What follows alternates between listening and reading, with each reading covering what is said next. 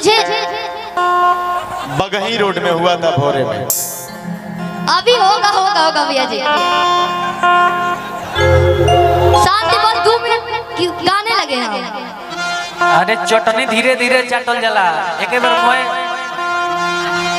ठीक बात 2 मिनट मेरा बात सुन लीजिए, क्योंकि मुझे बहुत ज्यादा खुशी हो रहा है कि उस टाइम भोजपुरी में बोली ना। ठीक बात, थैंक यू।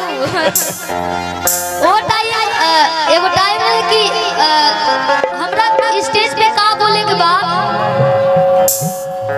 हमरा स्टेज पे चढ़ला पर का बोले के बाद हमरा ई सब ना होत रहे। आज रियल बात रोज से बतावत रहे, जौन पहला कार्यक्रम रहे और हम स्टेज पे चढ़ी तो हमार पैर कांपे, देह पूरा थरथराए।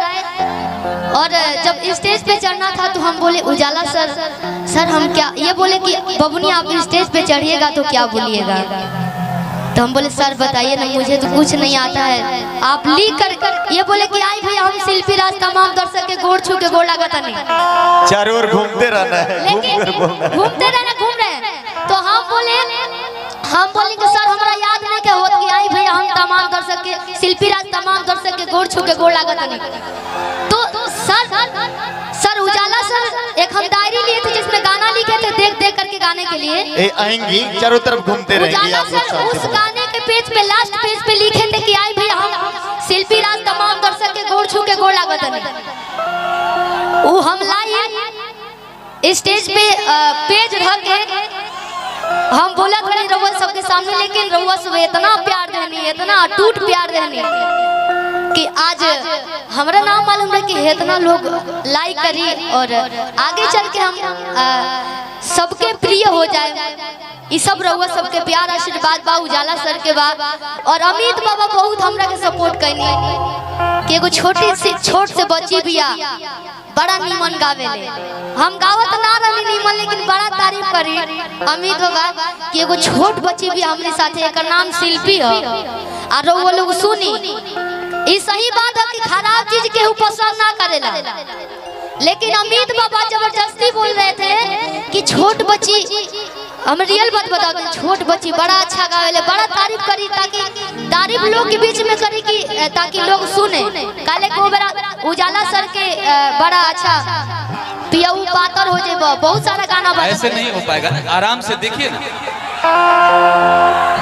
यानी कि लोग ये चाह रहे हैं, एक मिनट सर, लोग ये चाह रहे हैं कि आपका जो इंट्रोडक्शन है, आपको किसी ने कुछ नहीं किया, आप अपनी मेहनत के बदौलत वहां तक पहुंची हैं। और आप सुन के इस फील्ड में नहीं आई हैं, आप सुन के किसी का नहीं आई हैं, और सुन के और रट के नहीं आई हैं। आप संगीत की बजाते शिक्षा लेके प्रभाकर हैं आप, और तब आप इस फील्ड में आई हैं। इनके लिए जोरदार ताली बजाइए। आप उस वक्त भी बहुत अच्छा गाते थे, हमारे टीम में जो लोग भी गाते थे सबसे सुपर आप गाती थी, और आज भी सबसे सुपर गाती है। एक बार ताली बजाकर स्वागत कीजिए। आपका मेहनत है, आपने संगीत में समय दिया है। आप यहाँ भाटपाड़ से चल करके सिवान जाकर संगीत सीखती थी, उसके बाद आपको एक गुणी आदमी मिले जिनके सानिध्य में रह करके आपने बहुत कुछ सीखा। और आज भी हम लोग आपका लाइव देखते हैं तो विजय चौहान जी आपको सिखाते रहते हैं। एक बार जोरदार ताली बजाइए। बड़कपन है कि आप हम लोग का नाम लेती हैं, और भोरे की धरती है, यहाँ से आशीर्वाद मिला, और आप कहाँ तक एक बार और आशीर्वाद दे दीजिए ताली बजाकर। एक बार सभी लोग दोनों हाथ ऊपर करेंगे ना, पीछे जितने भी लोग हैं, जितना भी लोग बस सब लोग हाथ ऊपर करी, जितना भी हमरा के चाहे वाला लोग बा। प्रेम पुलिस सच्चे दरबार की क्या बात है, बहुत बहुत धन्यवाद। और रउआ सब के बीच में सोना भैया सीतामढ़ी से चल के जय माता दी इवेंट शो के ऑनर धनंजय शर्मा जी और गुरु तुलिया हमार, जेकरा बदौलत जेकरा आशीर्वाद से रउआ सब शिल्पी राज के जाना तनी नैया डोले तमाम चीज बदली गरैया मछरी गोदानामा, जितना रउआ जौने नाम से जौने गाना के माध्यम से जाना तनी।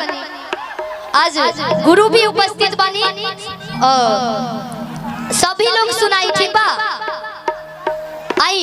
और हमार पुराना टीम जौन विशाल भैया, विकास भैया, छोटू भैया, हरिंदर भैया, कमाल कमालू भैया कमालू चचो कहेला लोग। ढेरों दिन बाद मिलल बनी जा सब टीम बाटे बड़ा खुशी होता। अमित बाबू बानी पुनीता प्रिया जी बड़ी ज्योति